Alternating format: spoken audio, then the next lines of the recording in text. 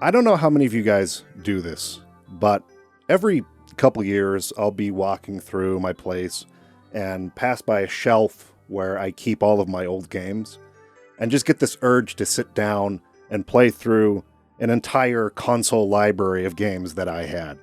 And so I just picked them up. Just picked them up right off the shelf, started playing them one by one. And I was actually pretty surprised. One, at the quality and how well some of these games held up, but also by how much fun I was having with games that I used to think that I hated. So it was Christmas, 1998. My brothers and I went downstairs, and we were very surprised to find under the Christmas tree a Nintendo 64.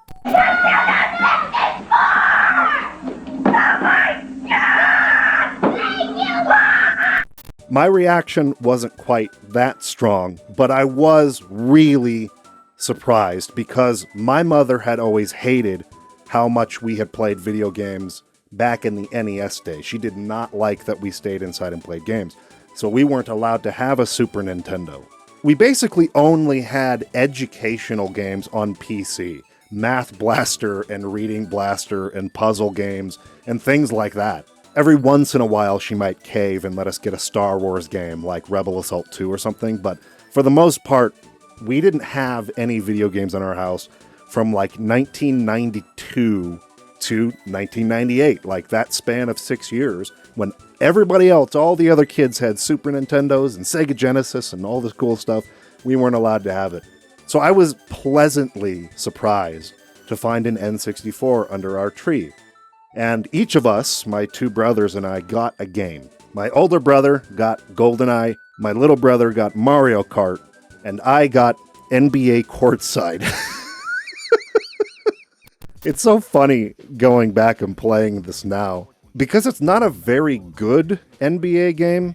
I had played others like NBA Live 98 at a friend's house, and the animations were pretty wacky. It was just a pretty janky game altogether. I didn't really like it that much. But I do remember going through and creating a player and putting me onto a roster and playing through a season. But I didn't really love this growing up. And playing it now, it's not horrible, but it's not...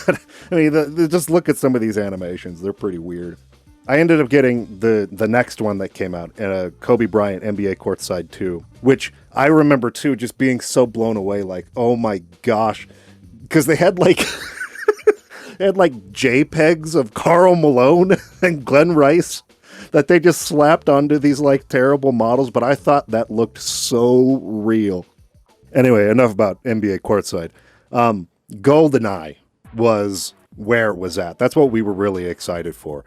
And we got to enjoy that game for one afternoon. My dad was watching us, and he was horrified by how violent it was. He hated that you could see the little gun on the screen, and he thought it looked so real, the way these guys would flip, and it's so funny to think back on it now, of how real he thought it was, and he was just mortified by this horrific violence. Long story short, he made us take that game back, and we were so disappointed. We loved Goldeneye. We had some friends who had Goldeneye, and we wanted it so bad.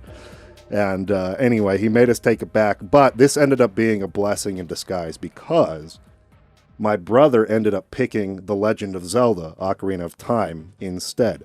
And I have to say, that is such a good trade. It's such a better game, in my opinion. Ocarina of Time is really special to me for a couple of reasons. One, it was, the excitement of being able to have video games in the house again. And I had other friends who had the game, and so we were able to talk about it and work together to figure out certain puzzles and certain dungeons and things like that. So I kind of got to be included with some of my friends again. But more than that, even though I liked video games as a younger kid when we had the NES, I didn't see them as anything more than toys. They weren't like films or like novels to me, in that they were a medium that could tell this really great story with characters I could get attached to in these worlds that captured my imagination. When I played The Legend of Zelda, it was just totally mind-blowing. It felt like I was being transported into another world to explore. And getting that feeling from a game for the first time sort of set a different course for my life. I know that seems, like over the top or overly dramatic or something like that, but I really mean it when I say, had I not played that game, I don't know if I would be sitting here right now talking to you on this YouTube channel and be doing 2-hour-long podcast episodes about video game stories. Like, Zelda was what started that journey for me. Going back and playing this, though, I was super impressed by the opening area, the Kokiri Forest. This is such a masterclass of how to do great tutorialization, and Nintendo is just great at this in general, right? Their games are known for being so succinct and fun in those early stages, in this sort of slow ramp that teaches you how to play the game. And this is no different. Z-targeting was just such a revelation on how to control the camera in a 3D game. It was just so much better than most other 3D adventure games at the time, like Tomb Raider or whatever, in terms of being able to feel like you were really in control of the character and you could look at what you wanted to look at when you wanted to look at it. I remember learning how to do the backflip and just doing that all over the place. I thought that was the coolest thing in the world. And in Majora's Mask, when they sort of built on that, where when you're jumping from ledge to ledge, Link sort of does these flips, I just thought that was the coolest thing ever when I was 11 years old. And some of these monster designs were just truly terrifying to me at the time. These little Goma eggs that drop down and hatch and start coming after you. It was freaky stuff. But it was so mysterious and so cool. I also remember really struggling with getting used to movement in 3D using a stick. Walking across these bridges in Kokiri Forest was almost impossible for like the first couple of weeks that we were playing this game, trying to have that sort of precise control with a stick. Now it's like nothing, now I'm just running across these, but at the time it was really tough. Anyways, it's amazing. Still one of my favorite games to this day. And Majora's Mask is my favorite Zelda game of all time. I remember when the first sort of promotional material started coming out for this, I think there was a Nintendo Power issue that, Cason's brother, Landon, was looking at when I went over to their house, and it had a picture of the moon with the face on it. And I remember thinking that was so weird. Like, what? Like, that's whack looking. I don't really like that. And if you saw the video that we did on Super Mario RPG, Kason told a story about how Landon convinced him how cool that game was. Well, he did the same thing for me with Majora's Mask. Like, no. And he had to explain it. He was reading the article to me and explaining everything behind how it was made and why it was the way it was. And anyways, he convinced me, ended up playing it. And man, that game, Majora's Mask, I think that has the strongest hook of any game that I played during that era. The opening sequence is so cinematically compelling. And just like the symbolism, the way that they use visuals to tell the story here is just truly masterclass level stuff. It is amazing. I couldn't help but get to the end of that opening section of Majora's Mask and be like, all right, I am all in. This is so good. Yeah, there's a funny story. I got a couple Star Wars games here, Rogue Squadron, Star Fox 64 as well. There's a funny story that kind of ties these together for me. So when I was a kid, I was obsessed with Star Wars. I think most of us were, right? Star Wars was just unbelievable. Particularly that huge space battle they have just outside the Death Star. One of the most amazing dogfight battle sequences ever put to film. It is remarkable. Even today, it looks amazing. So we all loved Star Wars and thought it was the coolest thing in the world. I also just had a love, an affinity for astronomy that I had since I was a little kid. We lived in Houston, so I'd go to space camps and things like that. Anyway, we had this unfinished basement in the house that we lived in growing up, and I would take a cardboard box downstairs. I would put 2 folding chairs out next to it to be the S-foils, right, of an X-Wing. And I would put flashlights through little holes in the front and kind of turn them on like they were headlights or something. And I would turn all the lights out to make it dark down there, like I was in space. And I would, do these Star Wars battles and just sort of, in my imagination, be an X-Wing pilot. and flying all over the galaxy, doing these space battles. But the N64 era, when this game came out, Rogue Squadron, I played this for the first time, it took me out of that cardboard box forever. This was where it was like, okay, I no longer need to do that. I've got it. Like, we've got it now. I remember even just like cycling through the different ships, and you could have the guy in the game just like give you background information, schematics, statistics about the ship. Each of the missions had different objectives. It really felt like you were part of an X-Wing squadron. And that was the coolest thing ever for an 11-year-old. This game is actually really impressive graphically for the time as well. It suffers a little bit in terms of draw distance. You can really see that you can't see very far.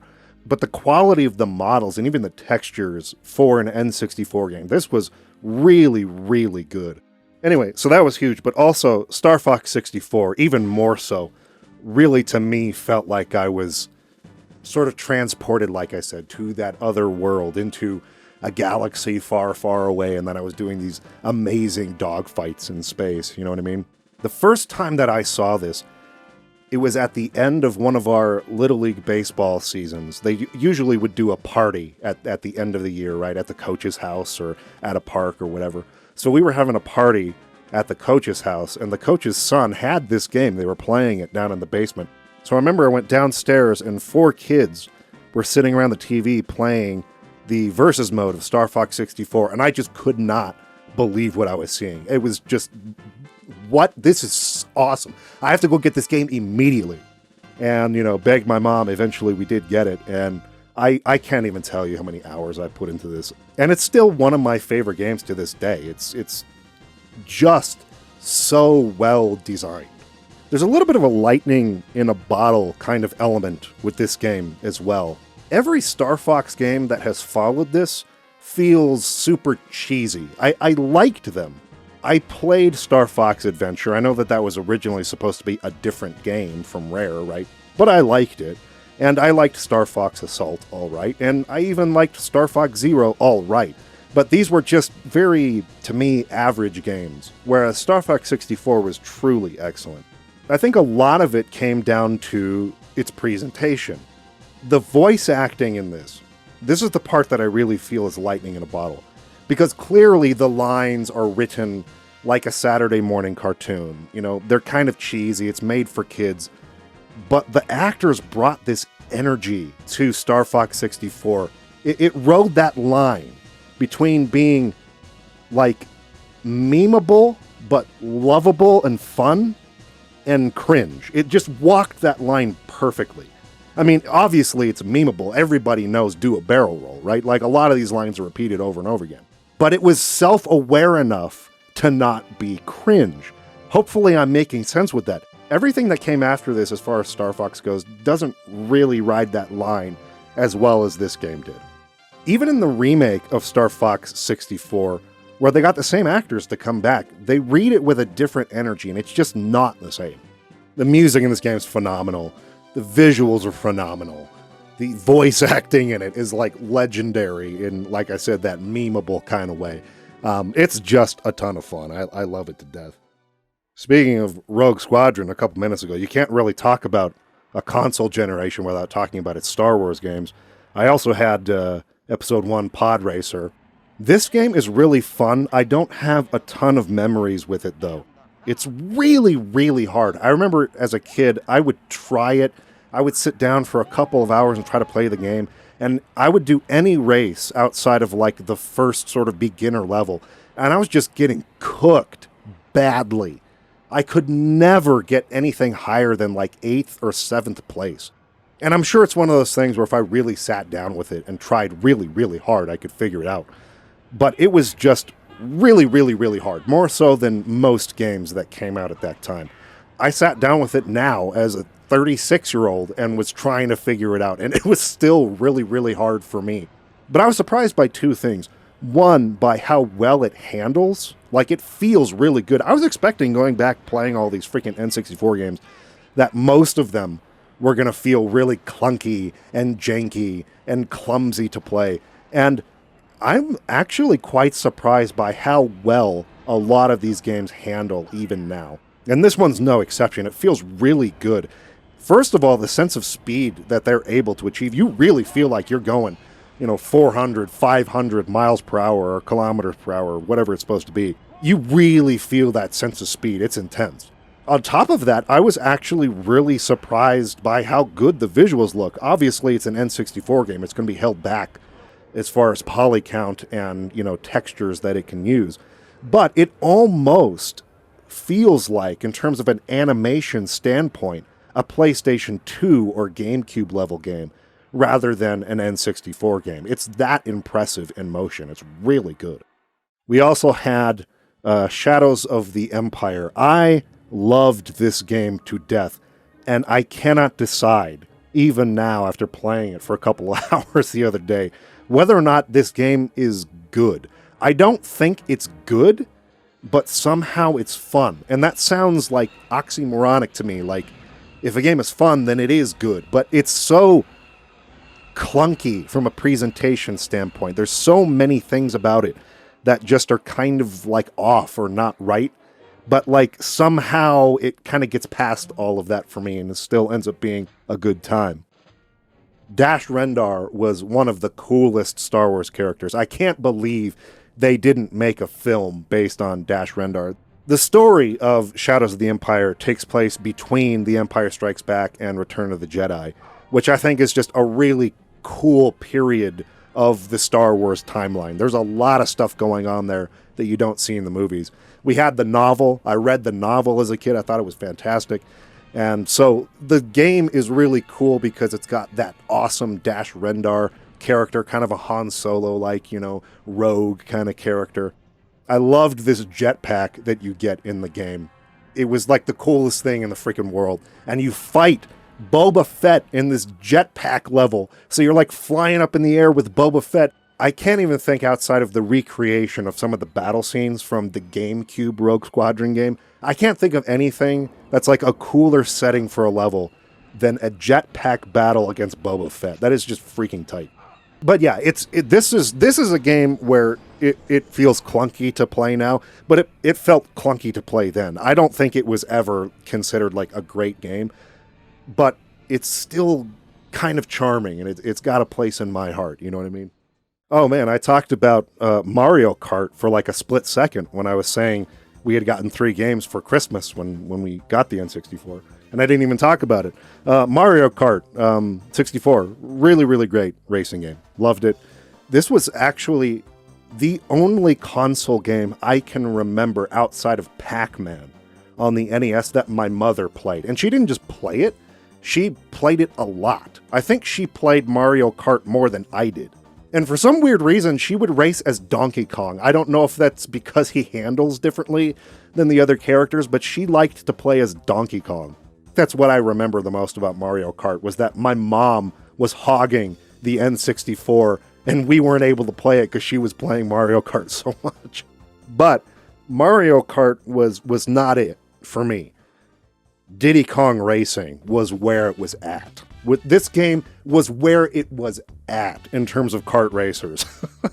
I think what really did it for me in Diddy Kong Racing was the fact that you could have airplanes. I remember I used to have dreams as a kid where I had my own little personal propeller airplane like this that I could fly to school or to McDonald's or whatever I wanted to do.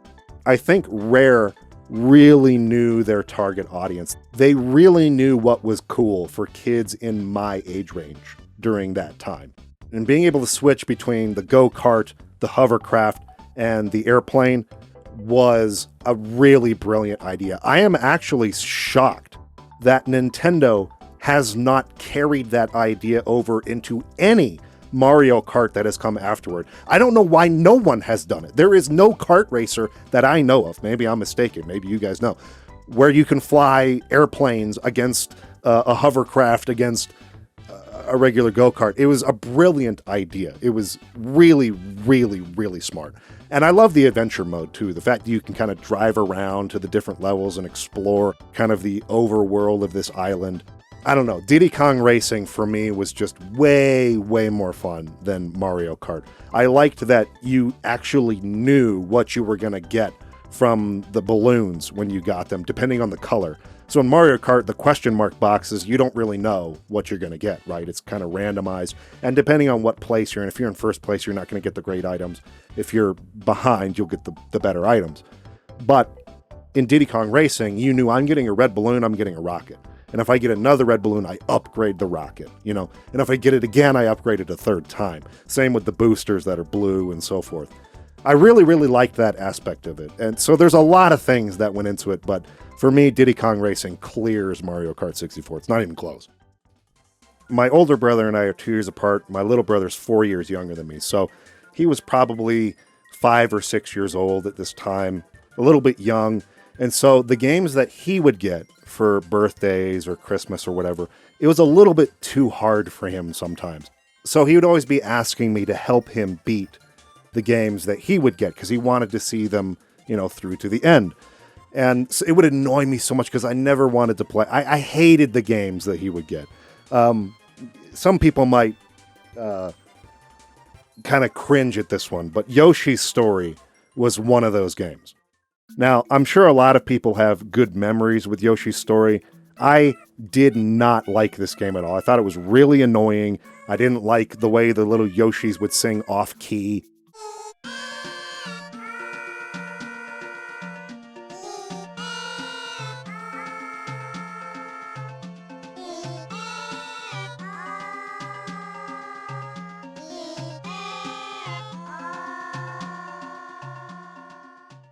And overall, it was just kind of an easy game. It just wasn't my thing at the time. Of course, I was, 11 years old. And what I thought was cool was very different from what I enjoy now or find charming now. Anyway, I was fully expecting, going back and revisiting some of these games that were my little brother's, that I would hate them. But I actually had a good time with Yoshi's Story. I actually liked it quite a bit this time around. It's exceptionally easy. Like, you can't really lose in this game. I mean, you can die. It's not like Kirby's Epic Yarn where it's impossible to die or something. So it's not quite that easy, but it's still very, very easy.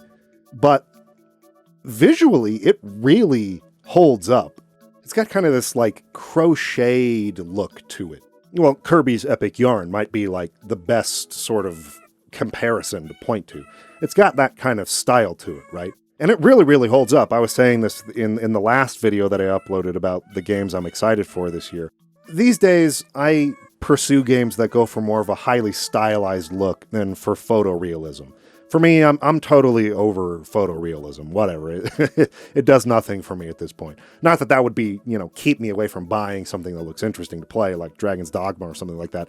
But if I had the choice between, one or the other, I would always choose something with highly stylized graphics. And so I thought this game looked really, really good. It just genuinely holds up. Again, I'm playing N64 games. I'm going back to this expecting them all to look like trash. And I was surprised by how good some of these games look. Star Wars Pod Racer was one that really blew me away. I really felt like Rogue Squadron looked great. Both of the Zelda games are fantastic. And Yoshi's Story really, really holds up as well. Another game that my brother would always ask me to play for him was Toy Story 2. I actually had a ton of fun playing this. I didn't want to stop playing it. I sat down for 5 hours and didn't only beat Toy Story 2, I completed the game. I 100%ed Toy Story 2 on Sunday afternoon. It's surprisingly fun. It's surprisingly fun. I think what shocked me the most was how good it felt to move. The controls are really tight. They feel really good. While the tasks are pretty repetitive, you basically do the same 5 things in every level. Collect 50 coins for Ham to get a Pizza Planet token. Collect 5 of Bo Peep's sheep, or aliens, or critters, or ducklings, or whatever it is. Collect 5 of the things and give them back to the person and you get a Pizza Planet token. There's usually a level where you race or do some other kind of timed challenge and you get a Pizza Planet token. Beat the boss of the level to get a Pizza Planet token. You know what I mean? It's the same thing over and over again, but it doesn't feel repetitive because the level design is genuinely really, really good. I think they were super creative in how they put these together, and they create interesting challenges. as far as how do you go about doing these 5 repetitive tasks in this really well-built environment. For some reason, it hooked me, and I just didn't want to stop playing until I had done everything. So it worked for me. 36-year-old man going back playing Toy Story 2 is actually a good game. I was surprised. It's not Banjo Kazooie, but it's good. The third game that my brother would always make me play for him, and I think I hated this one the most, was Lode Runner 3D. Part of it is because this game clearly does not have high production value. It doesn't look good. It doesn't sound good. The music is really annoying and repetitive. But I'll be damned if some of these puzzles aren't kind of fun to figure out. This is one that might have surprised me the most in terms of how I was going to feel about it now versus as a kid. I despised it as a kid. I mean, it's not a great game, but for what it is, I had a good time playing it. This is a game I think I might return to and try to finish, at some point in the future. It's kind of fun. I had a good time with it. Of course, there were a lot of sort of extreme sports titles during this time. Tony Hawk was at its peak. We had Excite Bike 64. We had 1080 snowboarding. These 3 games were games that I always wanted to get good at, but never really did.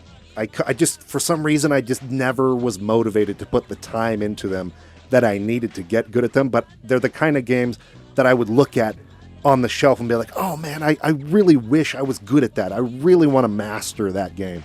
I think 1080 was the hardest for me. It was hard for me to even just pull off this simplest trick in 1080 snowboarding. Game is like really tough. Even now, I'm sitting here going through like a trials or like a training stage, looking at the inputs for the tricks and just not being able to land the easiest things. At least in Tony Hawk, although I'm not good at that game, I can do some tricks in that. I can actually pull something off. But 1080, I'm just like freaking helpless in this. And it's also kind of similar for Excite Bike. I do remember building stages in Excite Bike. Again, with Kaysen's brother Parker this time. He was really good at those extreme sports titles. 1080 was his jam. Excite Bike 64, he was super good at it. He was great at racing games. He's just great at games in general, actually. He's just super good at video games. But I would love to watch him play those, because he was really good at them and I sucked. Of course, we had several great Rare games at the time. You didn't own an N64 without having at least 3 or 4 Rare titles. So we had Donkey Kong 64, we had Force Gemini, we had Banjo Kazooie, and Banjo Tooie. All of them are really good. I think the one that I had the least fun with, both as a kid and now, is Jet Force Gemini. Not because of anything other than its control scheme is kind of weird. It's hard to get used to it. You strafe with the right and left C buttons, and you shoot with Z. Most games that were shooters at that time, you didn't shoot with the Z button. I know it's a trigger, it's kind of like counterintuitive, but that's not how they worked. Usually it was like A or B or something like that. And Z was typically used, particularly after Zelda came out, to reorient your camera or something like that. But not in this, and so it was kind of hard to get used to. I think it's just a harder game in general too, but like I was saying earlier, they really knew what was cool for kids at the time. These characters that they created for these games, Jet Force Gemini being no exception to that, are just really cool, original, memorable characters. The music is fantastic. I think the concept is pretty cool. It's actually surprisingly violent too. I mean, these aliens get like blown to pieces, like their arms and legs and heads like fly off and there's green blood everywhere and stuff. I was a little bit surprised by that. I didn't quite remember that. But of course, Rare made Goldeneye and Perfect Dark as well, and those were hyper-violent games. Donkey Kong 64 is one that, it's another one of those games where I really liked it. I never actually ended up beating it. It's kind of tough, and it's a little bit repetitive. I think that's the most heavily criticized thing about it, is that you don't just beat the level with Donkey Kong, you have to go back through with every other character. You got to go back through with Diddy, you got to go back through with Lanky, you got to go back through with all these characters and beat these levels over and over and over again. As Donkey Kong, you can't get the red bananas. You have to come back as Diddy and vice versa. So I've seen it criticized a lot for that. That aspect of it doesn't really get to me too much. And I think they did a pretty good job at varying how you traverse the levels based on which character you're using and what their unique sort of abilities are. But I do agree with the overall conclusion for the most part. This isn't as good a game as Banjo Kazooie was, but I still really like it. I still think it's a lot of fun. This is another one I was playing. I was like, man, I think I want to come back to this and actually finish it one of these days. I might do that. But Banjo Kazooie was the best game that Rare made for the N64. Again, I was expecting to come back to these games and feel like they were super clunky or clumsy to control. And that is not the case with Banjo Kazooie. It feels really tight. It feels really good. The music, the sound effects when you get a puzzle piece.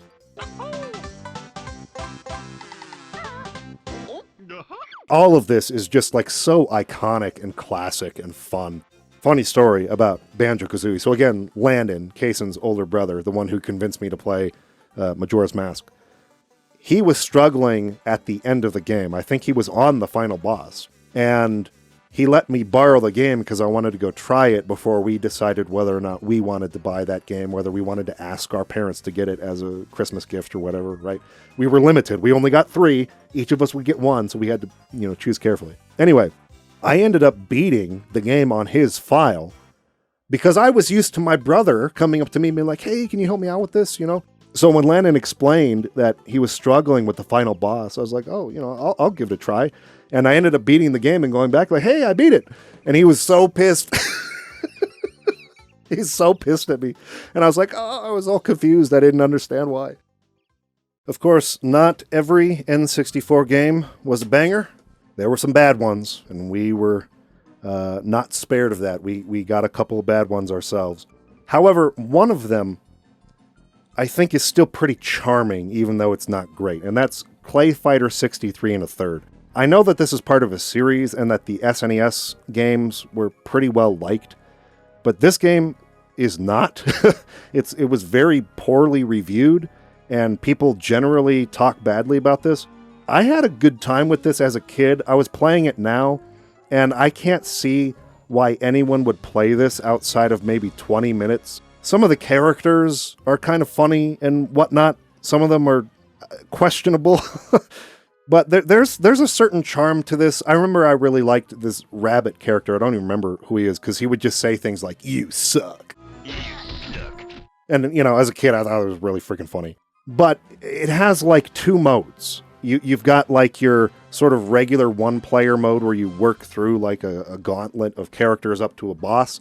It's extremely easy. You don't really have to try that hard. You fight like maybe 6 battles and then you beat the game, and there's not really much more to see. And outside of that, you could play against your friends in a versus mode. That's all the modes that there are in the game. There's nothing else to it. And I'm sure that was really disappointing for a lot of fighting game fans. It's not a great fighting game, but it's got its charm. And I hear some of the things that the characters say in it. It takes me back. But the game that was truly just awful was Mission Impossible, and I wanted this to be good so bad. I loved spy movies as a kid. I loved James Bond. I loved Mission Impossible. And we, as kids, would make movies. We would take my parents' camcorder out, and we would make James Bond movies. We would make Mission Impossible movies and Star Wars movies. I actually used a lot of footage from these games. Where's freaking Rogue Squadron?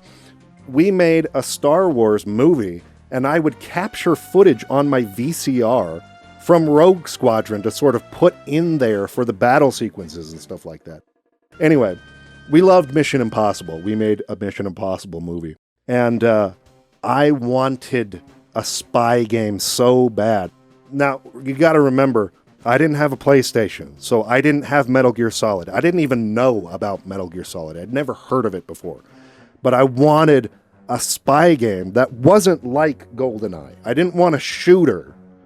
I wanted a game that incorporated stealth and strategy. And so I desperately wanted this to be good. And it has some elements. It's like got some good ideas in there.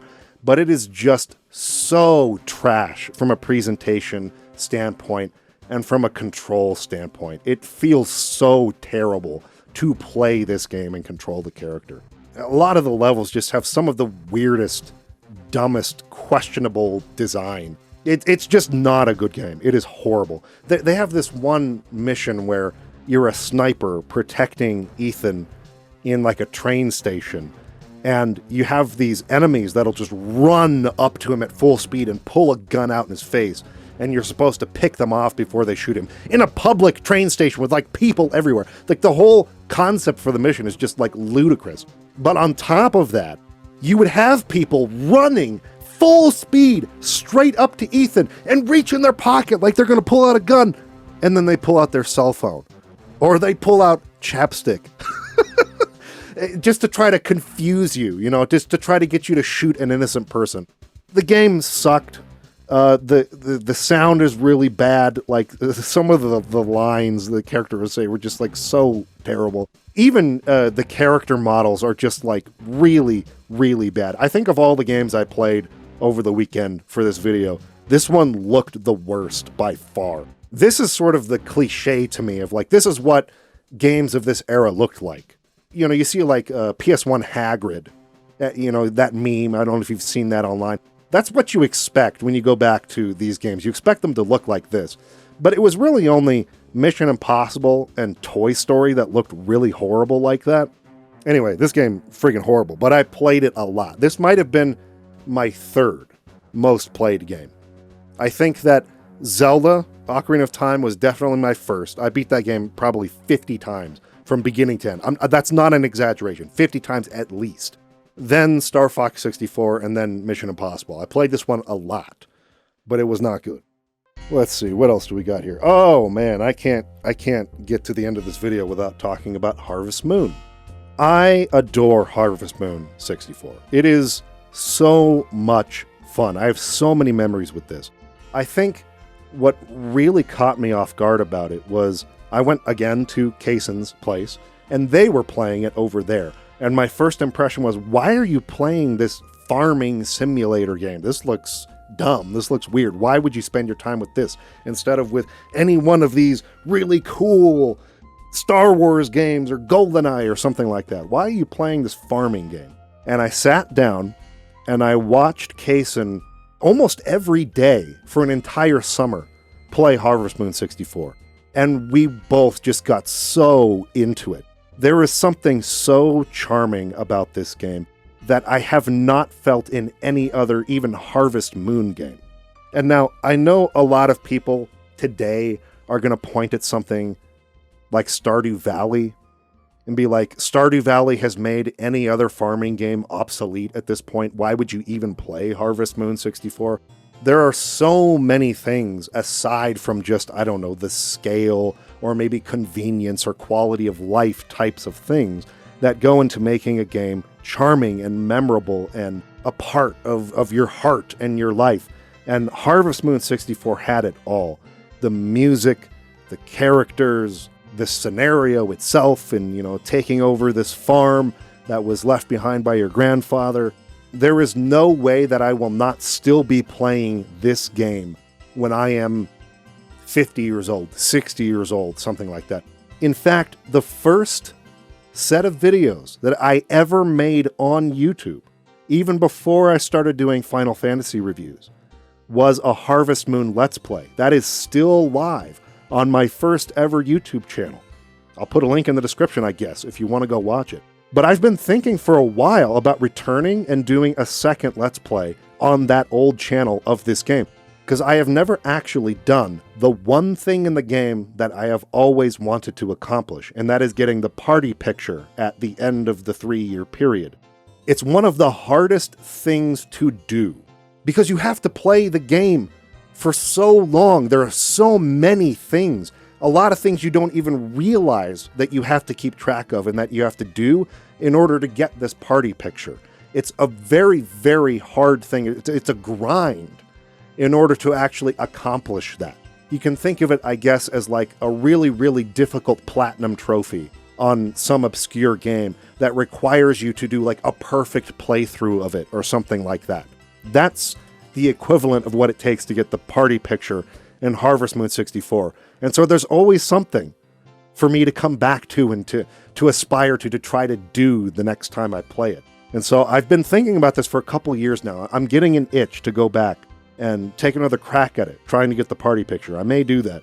We'll see what time allows. But no, this game is fantastic. I will never ever back off. I will die on the hill that this game is still great.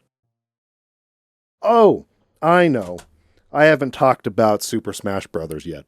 Man, what can I say about this? We saw the commercial on TV, and the concept alone was just irresistible. We had to go and rent it from Blockbuster.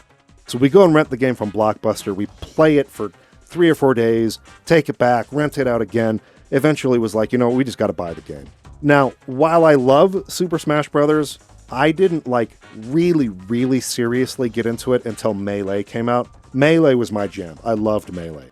But I think what I like the most about Smash Bros. Games is not even really, the battles, the playing with your friends or the adventure modes. I mean, all that's great.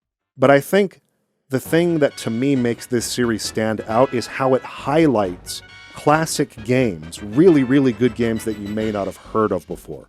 So when I played through Smash Bros. In the adventure mode for the first time, and all of a sudden there's a new character coming out, and it's, who is this Captain Falcon guy? You know what? You do the fight, you unlock the character, now you can use that character. It's like, I've never heard of this character before. I'd never heard of this.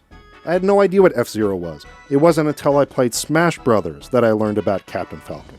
It wasn't until I played Smash Bros. That I learned about Ness and Earthbound. It wasn't until I played Smash Bros. Melee that I learned about Marth and Fire Emblem. You know what I'm saying? So that, to me, was like the coolest aspect of these Super Smash Bros. Games, was the fact that they were almost museums, like history lessons on the great classic games that you might have missed growing up. And that made you curious, and it made you want to go out and get those. It's a great marketing tactic. I loved that aspect of it, unlocking those new characters and learning about games that I might not have ever heard about before. Another game that had sort of a similar concept was Mario Party. And, there's like a billion Mario Party games now. But for me, the OG, Mario Party 1, is always going to be my favorite. I was playing through it here a little bit, just capturing footage for the video, and man, the music and the sound effects just took me back. No other Mario Party game can do that. I've played like Mario Party 2 a little bit, and even Mario Party 3, and they don't have that same kind of pull, I guess nostalgic pull, as you could say, where I hear that particular tune or that sound effect or whatever, and it's like, oh man, you just get transported back. You remember like the smell of your basement as a kid. It like comes rushing back to you as you hear that sound effect. The OG Mario Party is my favorite, not only for that reason, but because it also has Bombskitball, and I don't think any of the other Mario Party games had Bombskitball. That was my favorite minigame. There's some really clever, just wacky, fun minigames in this, though. I was just laughing as I was recording this footage. Like, how do you come up with some of these ideas? It's just crazy. Man. N64. This was a console that, for me, really cemented my love of the medium. Gave me an appreciation for it at a level to which now I'm able to talk about it on our YouTube channel, on our podcast. And I just don't think I would have gained that level of appreciation without the games that I played on the Nintendo 64. And in particular, The Legend of Zelda, both Ocarina of Time and Majora's Mask, Star Fox 64, Banjo Kazooie, Harvest Moon 64. These games were formative experiences for me. And really, in a lot of ways, shaped the way that I think about art, about storytelling, about game design, about entertainment, and the role that it plays in our lives.